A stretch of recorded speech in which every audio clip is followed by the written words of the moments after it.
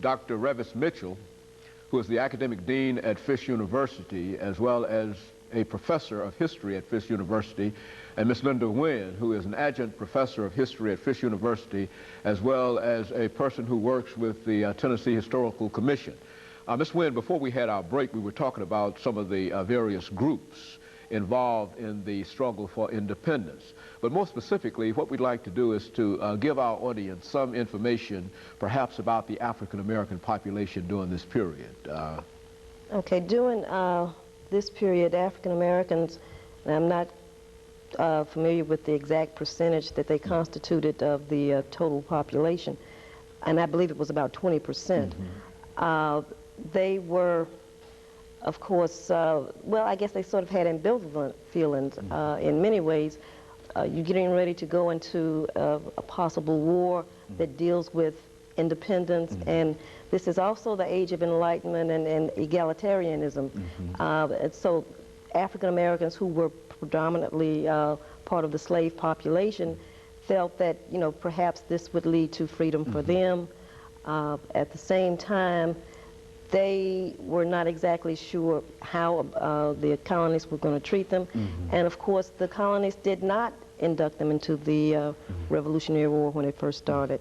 The British did not do it immediately, and the colonists did not do it until the British offered them entrance into their army, guaranteeing them freedom after it was over. So it was about 20,000, I believe, served in the British Army. About 5,000 served in the Continental Army. They were, after the war was over, of course, there was, you know, they found out that both groups, to some degree, had fabricated stories to them. They all were not guaranteed given the freedom that they had been promised. Some were. I'm not trying to indicate that they all were not given freedom, but some were not, and that's on both sides. Phyllis Wheatley, who is known as the first black poet in America, spoke to the issue of the revolution. And, you know, Phyllis Wheatley is often perceived as being somewhat benevolent on the issue of the Revolutionary War.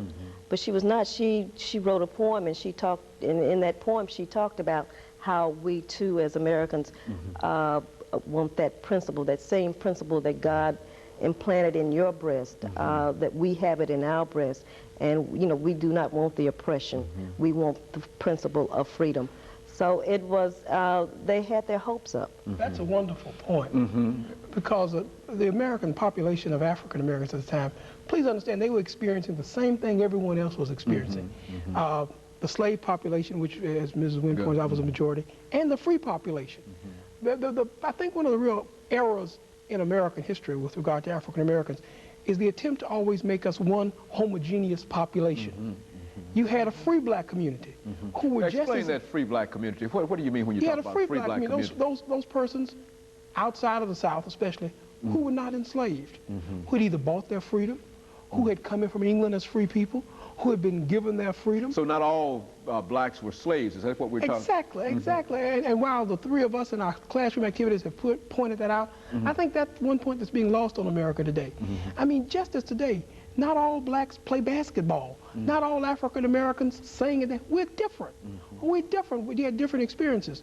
When you talk about the American Revolution and independence, I think another point that's often lost is that the first person to give their lives was a person of color, a slave, a former slave named Crispus Attucks, who was upset. And what's interesting about Attucks, he wasn't carrying a banner. He wasn't expressing libertarian philosophy. He simply realized that these British soldiers, who were now in the colonies, were taking jobs from stevedores, and he was a stevedore. He didn't like the fact that British soldiers were able to work in the evening and take his job. So he challenged someone out in the street. And from that, a brawl broke out that John Adams later called the Boston Massacre. But this was a part of the experience. The other thing, I think, is that African Americans are often invisible in history, because for years African Americans weren't writing history and names weren't mentioned. People simply thought we weren't there. The point Mrs. Wynn made about the British use of African American soldiers, After the British, it was learned using African Americans. Then George Washington and those at the First and Second Continental Congress said, maybe we should use these soldiers. And if anyone's ever cared to look, there's a very famous portrait of Washington crossing the Delaware. The third man in the boat is as black as I am. You know, so we were there if anybody's cared to look.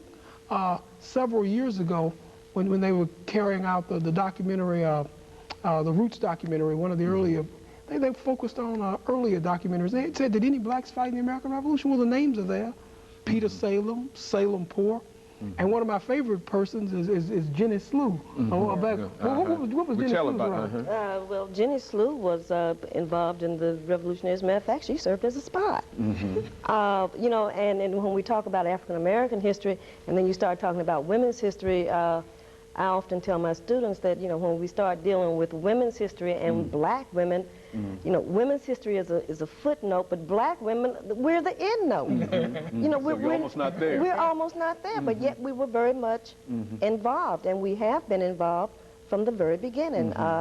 You know, we carry that double burden of race as well as sex or gender, and you know, and we are there. Is taken just like with African American history. African Americans were not writing the history. Well, the women weren't writing the history, and black women were not writing the history, and that is beginning to take place, and these names are beginning to surface now. Just as we know the white woman Deborah Sampson, who dressed up as a man, participated. Jenny Slew, a slave woman, who simply the English soldiers were talking in front of her. She went back and told the Americans. They didn't see her. She was invisible because she was a black woman. And so there's a case that can be made that many people have been left out of the American experience. And if the Declaration of Independence has any meaning in 1996, it is incumbent upon persons like yourself, are we saying, to bring that information out. Is that what you know, accidentally. The Declaration of Independence became a great freedom document for African Americans. People didn't realize that. When it said all men are created equal, it wasn't talking about me. But by the mere fact that my service was needed in a war, you can't have a slave fight to free a free man. So we received freedom. The second point is that as this struggle moved on, it became a freedom document. Accidental unto itself. And in other words, we hold these truths to be self-evident, that all men are created equal, was eventually made more than just a philosophical statement, but it really had some meaning. And you know, another interesting point about that document is that it does not specifically mention the institution of slavery. And when we come back after our second break, Ms. Wynn, we're going to let you elaborate upon that. And we'll be back with you following this commercial break.